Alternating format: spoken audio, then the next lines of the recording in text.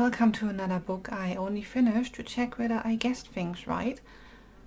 And I kind of did, but it also featured one of my, no, not even one of my least favorite trope in mystery and thriller novels.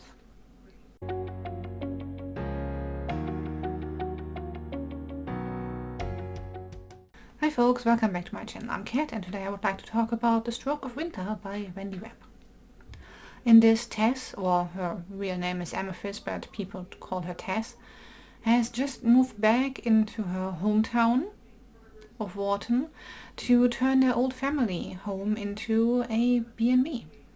But when she opens up the door to the studio of her famous painter grandfather that has been locked ever since his death, she finds that she already has an inhabitant in the house that she would rather get rid of. Fair warning, this will be full of spoilers because I have some complaining to do. I swear when I picked this up it said this was gothic, suspense or horror or something. So in my head I kept comparing it to the last gothic novel that I read, which was Mexican Gothic. And it's nothing alike. Not only because of the setting obviously, but also because I didn't find any horror, not much suspense, and I don't see anything gothic about this as well.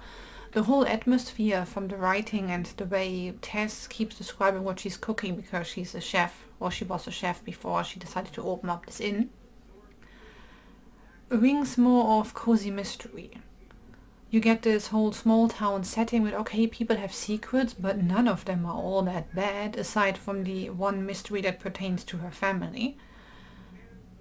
And the whole way that she constantly hangs out with people and is just going to festivals and is finding a new partner and is making friends just says cozy mystery to me instead of gothic anything.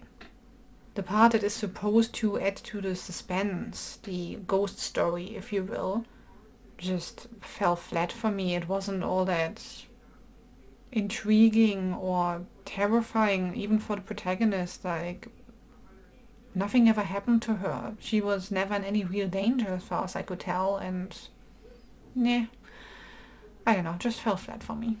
Some of the descriptions work quite well for the town, the festival, and some parts of the house. Whenever Tess meets new people, she describes what they look like and what they wear, but none of it really means much.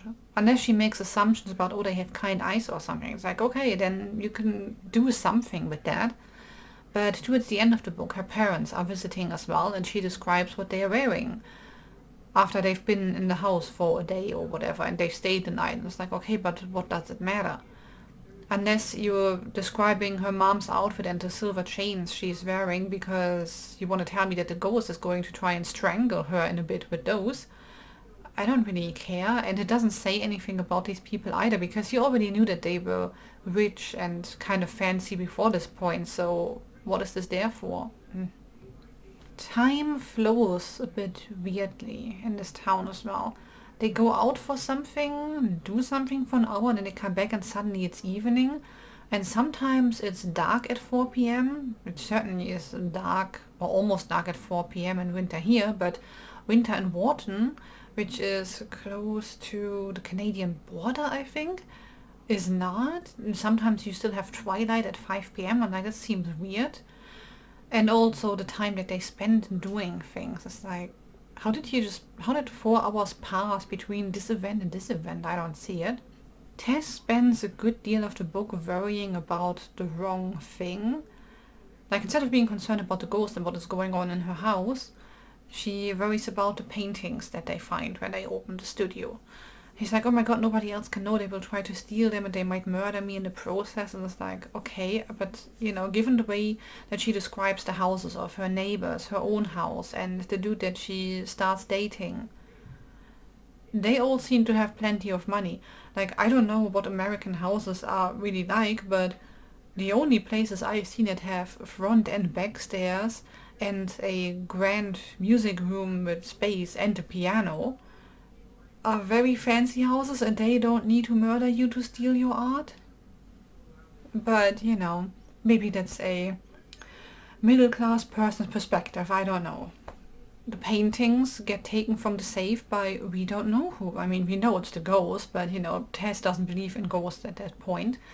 Just like, oh no, how did this happen? Oh no, we can't let anybody see those paintings.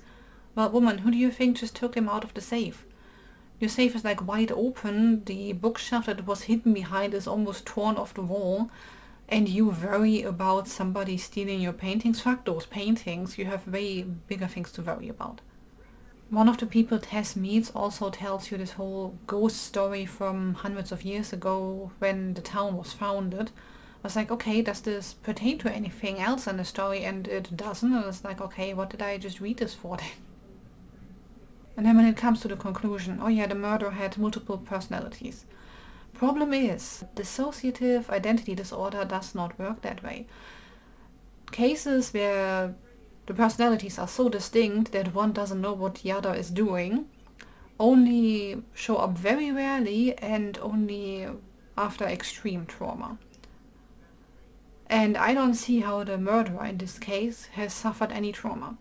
A person who has known this person for their whole life is still around and could possibly let you in on the fact if there was any trauma in this person's life, but as far as I can tell, there's nothing.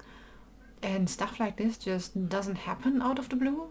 So here we are again, my least favorite trope. Split personality, where one person doesn't know what the other is doing. It's like, yeah, okay. Seen this too often and it just annoys the hell out of me. So like I said in the intro, I only finished this book because I wanted to know whether I guessed the conclusion correctly, and I kind of, yeah, mostly did. So I was like, yeah, okay. This was unexciting, and anybody who had any knowledge of ghost stories could have probably told you where to look for a specific something in the first 10 chapters rather than waiting until the very end. So overall this was a bit of a dud, unfortunately, and I think it's a discat for me. But you know, if you want a ghost story that is supposedly gothic something, but is a bit more cozy mystery with a hint more of suspense, maybe in the description, then this might be for you. So don't just take my word for it and pick up the book yourself if this is your genre. Thank you so much for watching. Let me know in the comments which ghost story or which gothic novel had you on the edge of your seat. Also like and subscribe if you want to help this channel out, and I'll be back next week with another video. Bye folks!